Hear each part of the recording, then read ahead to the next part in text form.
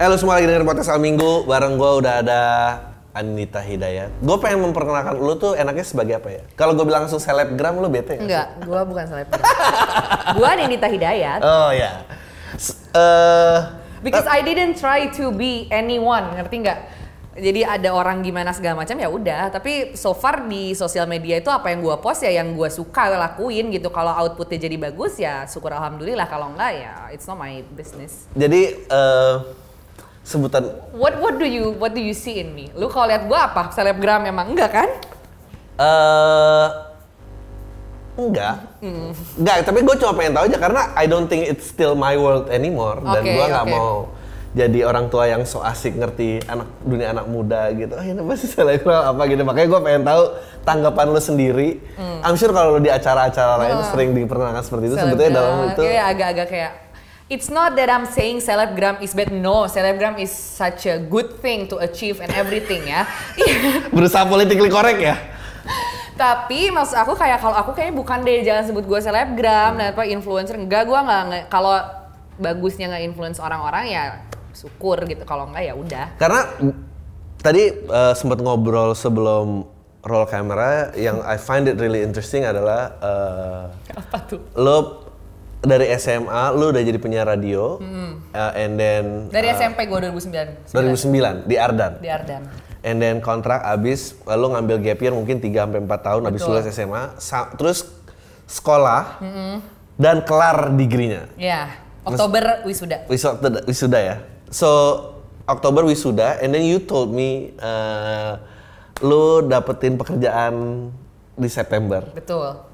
So, gue merasa lu tuh jauh jadi dari itu. Oh, ini anak ini beda nih. Anak ini nggak looking for bahwa ketenaran itu jawabannya gitu. Yeah, so you try to create options gitu. It was, I don't think it's not the answer anyway gitu loh, kayak ya for some people maybe yes, tapi kalau gua boleh lo nggak dilem, it's okay. Tapi kalau buat gua karena ya sebelum ada Instagram rame pun kayak gue dari dulu pertama kayak ada Instagram dulu bahkan even apa sih Twitter, ASFM apa, gue tuh udah terkenal dulu gitu loh. Nggak mesti kayak Kak Anin ini itu gitu bener. Walaupun memang mungkin masih lokalan lah, hanya di Bandung tuh kayak ya I'm that girl gitu loh, kayak diomongin orang lah ini itu. And I was never apa ya bother aja, kayak it's okay gitu loh. Kayak karena menurut gue dari dulu prinsip gue adalah gini. Gua menciptakan gini, gua datang dengan gua baju seperti ini, rambut seperti ini, muka seperti ini, apa segala macam. Akan ada resiko yang harus gua terima dong, punya tampilan in a certain way. Misalnya gini, gua pakai hot pants, gua dibilang cewek nggak bener. Ya wajar, mungkin malam-malam pakai hot pants kayak cewek nggak bener, ya terserah lo, itu pikiran lo. Tapi kan since you don't feed me, finance me, it doesn't matter gitu loh. Kalau dari dulu gue selalu gitu, dan teman-teman terdekat gue pun tahu kalau Anin orangnya nggak pernah peduli sama apa kata orang gitu kan. Nah pas gue siaran, makinlah gue nemuin kayak ya, ada pendengar gue kan segala macam. Mungkin gue dapat fans apa, it's okay, I'm very open about it. Kayak aku seneng lah dengan apapun yang kemarin ada fans atau ini itu yang mengidolakan aku apa ya udah gitu kan, asal positif gitu ya dia senang sama aku. Terus kalau misalnya sekarang tiba-tiba boom, I don't understand ya Kak, kayak suddenly aja, I don't know why suddenly people are looking for me. I think it's because the algoritmanya Instagram, gua tuh muncul di explore semua orang katanya. And I didn't even try to, ngerti gak? Lu dapet gak sih maksud gue kayak gue olahraga terus tiba-tiba banyak yang nge-like, ih apanya, ya terserah lo deh gitu loh. Jadi waktu awal pertama kali siaran kenapa? Siaran itu karena gue emang dari dulu sama temen tuh segeng SMP ada pembukaan Ardan School ya kan, yang masih sekolah direkrutin, ya udah akhirnya kita gabung ikut audisi masuk tuh cuma setahun sampai 2010, terus akhirnya aku SMA, lulus SMA. Saat SMA, aku tipe orang yang sangat mandiri Kak. Aku tipe orang yang nggak mau tergantung sama siapapun, dan memang aku to be honest, I don't like to study. Aku tuh nggak suka belajar di sekolah, aku nggak seneng lah. Akhirnya aku mikir kayak nggak mau, gue pengennya kerja gitu kan. Dari situ awalnya aku dimasukin orang tua aku, biasalah tipikal kan harus masuk hukum, ini jurusan hukum karena keluarga kita semua orang hukum. Gue bilang nggak mau, gue nggak mau kuliah hukum. Kenapa? Kayaknya lama. Gue bilang, iya nggak, gue harus ngelawan Hotman Paris biar kaya, ya kan? Gue bilang enggak, kayaknya lama, sekolahnya lama lagi kan, pusing gue. Terus ya udah akhirnya kayak, kamu mau apa dong? Akhirnya, tapi my parents are very very open minded, kayak udah lo mau kerja terserah lah. Akhirnya kerja yang aku suka, siaran ini itu, aku nge-MC, nge-DJ, make up, artis, semua aku lakuin. In order to fulfill ya my needs aja, kayak dari dulu kayak aku mau dugem apa segala macam tuh, I made my own money at that time gitu kan. Ya udah dari situ terbiasa kerja sampai akhirnya ya I decided to move to London 2016, akhir tahun 2016 berhenti dari Ardan ke London. 2017 Februari mulai kuliah, akhirnya syukur alhamdulillah miracle juga ya gue akhirnya bisa lulus, gila. Gue tuh kuliah tuh pakai darah dan titik darah penghabisan tuh sampai bener-bener gila gitu. Untuk gue bisa wisuda dibanding teman gue yang lain tuh value-nya beda gitu loh Kak. Gue tipe orang yang pemberontak gini kan, disuruh sekolah, gila loh, untung gue lulus. Jadi nasihatnya jangan mabok ya, kalau mabok paling nggak pakai duit sendiri. Jangan. I didn't say that. Oh enggak, tapi momen-momen pemberontakan itu penting gitu.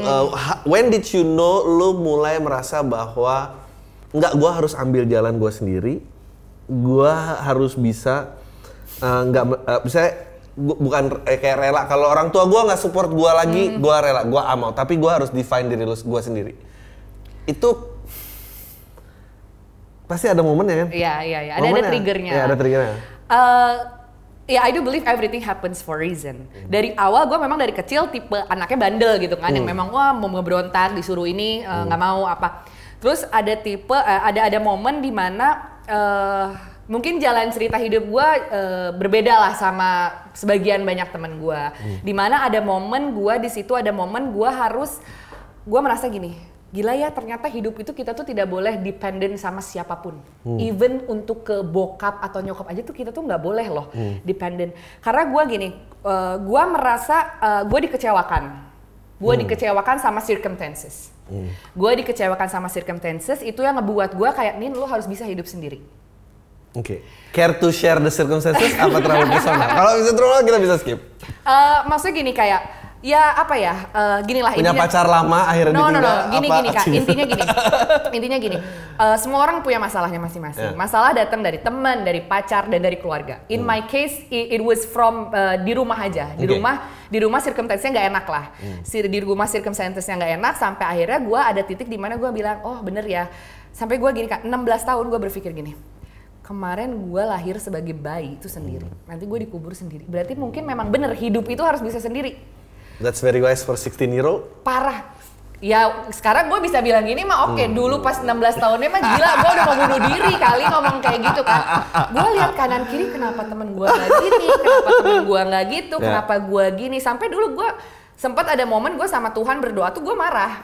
Kayak kok katanya Tuhan baik, tapi kenapa aku kayak gini? Kenapa dia nggak ngerasain kayak aku segala macam? Aku masih sempet ya marah lah ya, marah nggak nerima kondisi manusiawi lah. Tapi mungkin aku selalu merasa menjadi orang yang bukan ya beruntung lah, as in kayaknya aku memang slightly stronger than banyak orang sih. Karena gue sampai bisa bilang gini Kak, I have all the reason to be crazy, but I didn't.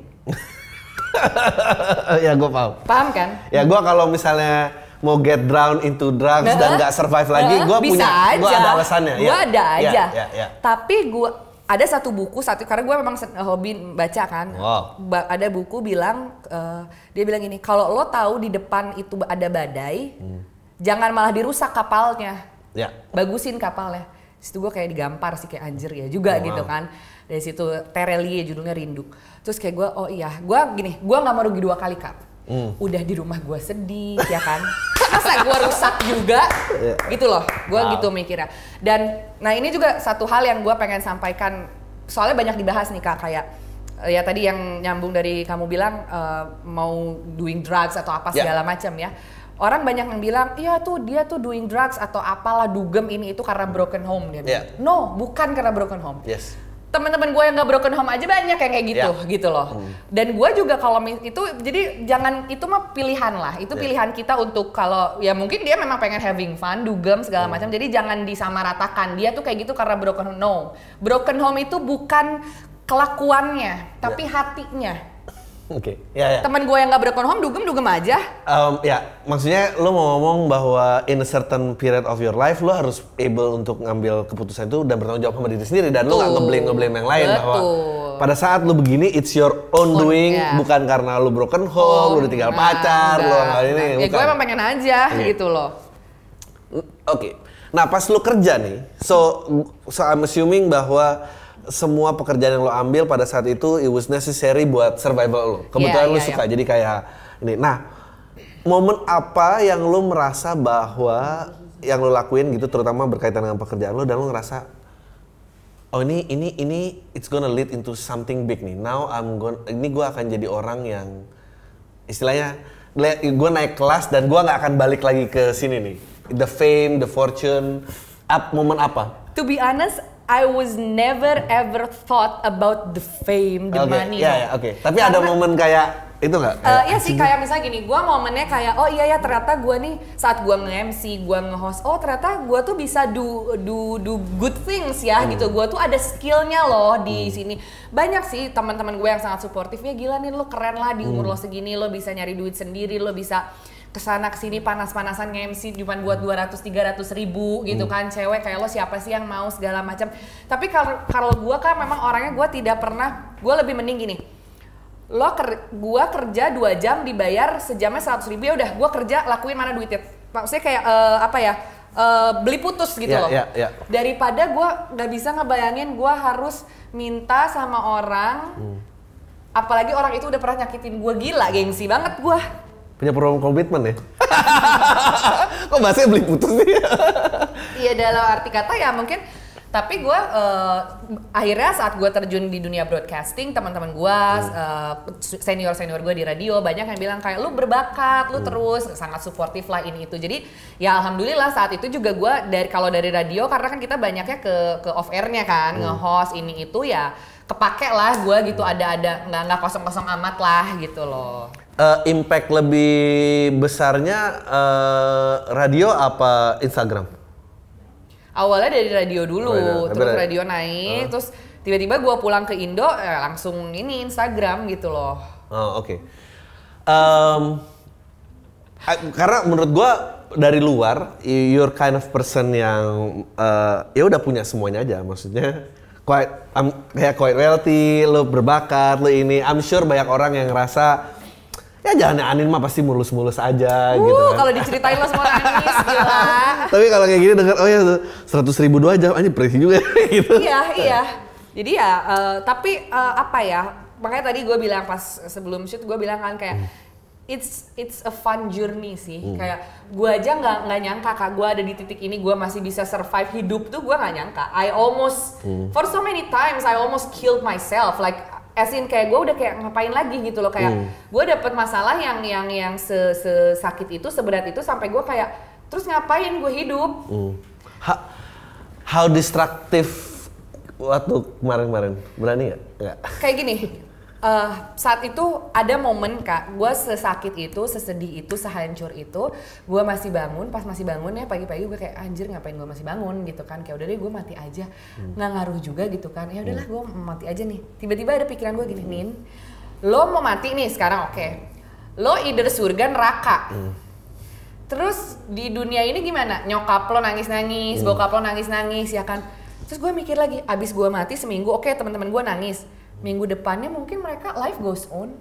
Dari situ gue mikir bahwa oh, the world does not revolve around me. Wow. Mau gue sedih sekarang, mau gue mati, dunia pun kan masih berjalan besok. Jadi sebenarnya gue kayak, ya gue nothing juga, ngapain sih gitu loh, kayak iyalah nggak usah lah ngapain. Ini gitu. umur berapa? 16. Terus lowest pointnya di umur berapa? Di 16-17. Oh 16-17. Oh ya tapi emang quite struggle. Gue lagi baru nih lihat dunia ya kan, 16 tahun kita SMA lagi baru bisa nyetir, dapat SIM, tiba-tiba segala macam boom. I used to have everything, but then kayak ya life nggak ada yang tahu ya, hidup nggak ada yang tahu, tiba-tiba ya pokoknya ada satu dan lain hal yang bikin kayak it's all gone gitu loh. It's all falling to pieces aja gitu loh, kayak yang gue nggak pernah nyangka, dan semua orang yang tahu gue pun kayak gue nggak nyangka ya bakal kayak gini, kayak gitu lah. Sekarang jadi umur 25 lebih membingungkan dari 16 apa 16 lebih membingungkan dari 25? 16 itu lebih ke bingung sih. Kalau sekarang itu lebih ke apa ya? Nah, beda. Sekarang bingung. Kalau 16 sakit aja. Oke, 16 sakit. Sakit banget gua 16, 17. Destruktif ya maksudnya. Destruktif 16 gila lah. 17 lah anggap. Kalau sekarang lebih ke bingung. Tapi gue selalu percaya ya everything happens for a reason. Gue ada di titik ini, gue harusnya lebih bisa mencari tahu jawaban nih, karena gue udah pernah dapat kisi-kisi saat gue 16 tahun. Ya nggak sih? Itu kan bukan cuma-cuma Tuhan ngasih cobaan atau apa gitu kan. Harusnya kalau gue pinter, gue harus bisa. Makanya kayak hal-hal masalah sakit hati sih kayak gue udah kayak kalau sakit hati putus atau gimana doang gitu kayak ya udahlah, gue udah pernah ngerasain sakitnya lebih gitu kan. Ya udah kalau putus doang mah gampang. Cuman sekarang lebih nyari aja kayak gue nih apa sih gitu loh. Gue tuh mau kemana gitu loh. Mau kan katanya yang penting tahu destinationnya kan. Terserah jalannya mau kemana aja. Ya masalahnya lu tahu nggak destinasi lu mau kemana gitu kan. Gue milih destinasi ini 2 tahun yang lalu. Tiba-tiba anjir nggak deh, kayaknya nggak deh. Jadi kalau dulu sampai sekarang, jadi lebih banyak lo jadi korban apa lo banyak dapat korban? Sekarang udah sama loh, gue mulai sama ya? Dulu victim terus, sekarang mulai victimizing people ya? Oh wow! Nah lo nge-handle-nya gimana? Maksudnya, I know ngeliat konten di Instagram lo banyak workout, exercise, dan gue tuh ngeliat itu. Kalau gue nilainya shallow, gue akan lihat kayak oh maybe it's all about looks and physical. Setelah ngobrol tadi ya kan gue kira enggak, ini tuh biar dia waras sebetulnya olahraga. Ini bukan olahraga for the sake of look. Gue olahraga itu untuk memaintain sanity gue gitu. Nah tapi how did you know? Oh enggak, kayaknya pain recognize pain. Pain recognize pain. Nggak, gue hidup udah lama kok, gue tahu. I know a sick person when I see one. Iya, benar. Dan pada saat itu attract more people, especially guys and then older guys. Lu survive dengan semua metode approach-nya mereka. Lu sebagai perempuan melindungi diri lu tuh gimana ceritanya? Gini, cowok itu kalau dia centilin kita, dia pegang-pegang, dalam arti kata gini, misalnya dia kayak touchy lah ya apa segala macam. Kalau cewek itu kayak makin takut, dia akan makin maju. Ya. Jadi kok gue iya sih? Terus jadi saat kalau gue gini, gue nggak bisa bilang gue udah ketemu semua cowok di dunia, dan gue tidak mengeneralisasikan laki-laki. Tapi gue bisa, it's safe for me to say I know you. Okay. I know you guys gitu loh. Karena memang kita perempuan dan laki-laki adalah memang Mars and apa tuh dia bilang Venus gitu. Jadi benar-benar berbeda. Memang benar. Ada yang bilang benar katanya kalau cowok logika dulu baru hati, kalau cewek vice versa kan, kebalikannya segala macam. Emang benar. Jadi gue know how to handle guy as in gini. Siapa sih yang nggak mau ceweknya seksi? Jadi gue terima dulu nih poin satu. Gue terima resiko banyak cowok yang suka sama gue. Hanya untuk fisik gue mungkin. Bukan beneran cinta atau segala macam. Jadi for me it's very very tricky untuk pilih cowok tuh Kak. Bener gak sih lo tuh mau sama gue karena lo bisa nerima gue jelek-jeleknya enggak gitu loh. Jangan cuman karena lo pikir gue cantik doang gitu kan. Toh gue juga tidur mangap gitu loh. I mean I'm a human gitu loh. Jangan wah gila enggak lah gitu loh. Terus ya kalau cowok-cowok ya itu udah kebaca lah gue kalau umur sekian sampai sekian approach-nya gimana. Iya. Cabe as in gini. Kalau gue sama teman-teman gue punya sebutan kalau lebih muda dari kita tuh sebutannya ciki. Jadi seumur ke bawah tuh ciki lah. Ciki gimana approach-nya, di atas dikit gimana, yang udah punya duit gimana, ya kan? Ya, I mean kalau gue sih ke cowok kayak mau apa gitu loh. Gue selalu nanya, lu mau apa?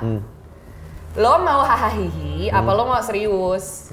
Kalau hahaha bilang, tapi besok gue nggak bales chat lo gitu loh. Karena I don't have time for hahaha. Gue tuh baperan banget Kak orangnya. Awalnya lo bisa yang suka sama gue nih, gue bisa tiba-tiba gue yang tiba-tiba suka banget sama lo. Gue bisa gitu, gue mah baperan parah. Sekarang isu gue adalah gitu kayak sometimes I feel like I'm not worth gitu loh. I don't worth this. Like I'm worthless aja gitu loh, kayak comparing myself to siapapun gitu kan. Ini quarter life crisis nih. Iya kayak kok gue gini ya 25 tahun gue masih kayak gini, gue apa segala macam, gue tuh bener nggak sih, apa sih gue tuh ya itu. Dan kadang kita tuh mungkin nggak berani ninggalin orang karena kita merasa dia yang udah syukur ada yang mau sama kita. Gue tuh pernah lihat buku tentang quarter life crisis dan itu isinya lebih rese. Lagi kayak lu buka Napoleon menaklukkan Prancis di umur 25. Terus isinya prestasi-prestasi orang umur 25 gitu, sebel banget. Terus kita yang kayak anjir, gue masih nunggu Gojek Amer gitu kan, kayak ya nggak sih gitu. Kadang gue gitu loh kayak lihat kanan kita, ya, sahabat gue kayak wah ngelahirin anak kedua, ini itu mau tunangan. Gue lagi ngusahain guest list tempat dugem gitu kayak. Oke, sekarang lo dengan udah banyak naik turun ini, how do you know pada saat orang dekat sama lo dia baik buat lo atau oke, this is a big no-no, orang ini harus di-cut sampai sini aja. Kelihatan kok. Gua udah bergaul dari kecil, gua bandel dari kecil, gua mulai dugem juga dari kecil. Kartu merahnya ada listnya nggak? Kalau dia ini mending nggak usah. Kalau dia ini. Apa nih? Misalnya kalau cowok yang ngedeketin atau? Ya cowok yang ngedeketin lo. Pokoknya dia hadir dalam kehidupan lo aja. Maksudnya gue better nggak romantically involved sama orang ini. Gampang kalau cowok. Dia chat sama gue, kalau misalnya udah tiba-tiba gue ngirim selfie, kata-katanya udah beda lah. Oke. Cowok tuh udah kayak yang gue paling kesel ya nih cowok nih ya. Ini ya aku bentar lagi mau mandi, ikut dong. Ya, cowok soalnya kan tuh gitu kan? Cowok tuh full of themselves, maksudnya kalau ngerayu dia ngerasa dia tuh keren gitu. Kayak, ikut dong apa. Terus ya udah kayak dan berasa rayuannya tuh nggak sama padahal dipakai semua orang gitu kan. Dari hal-hal seperti itu cowok yang, dan gue juga ngeliat, gue background check dong, gue profiling, dia datang ke hidup gue lihat dong dari Instagramnya, dari apa. Emang lo doang yang bisa profiling, gue juga FBI kan, kayak gue lihat siapa dia nge-follow siapa. Cowok tuh udah kebaca kalau nge-follow-follownya ini ya udah gitu loh. Tapi kalau dia nge-follownya ya oke lah, dan Bilzerian siapa, maksudnya kayak bukan gue ngejudge, tapi we can judge people from who they follow gitu loh. Gue lihat, to be honest, gue lihat lah dia sekolah di mana, teman-temannya siapa, tag-tagannya apa, dia sekolah di mana dulunya, lulusan mana sekarang, kerja di mana, seperti itu. Dan pas ngobrol ternyata saat gue menjadi diri gue sendiri yang receh ini, yang ya gue kan ya maksudnya receh lah gue gitu, kayak bercanda apa ini itu. Dan once dia nggak ngebahas tentang pantat gue, padahal IG gue pantat semua, berarti gue tahu dia sincere, ngerti nggak? Wow, good.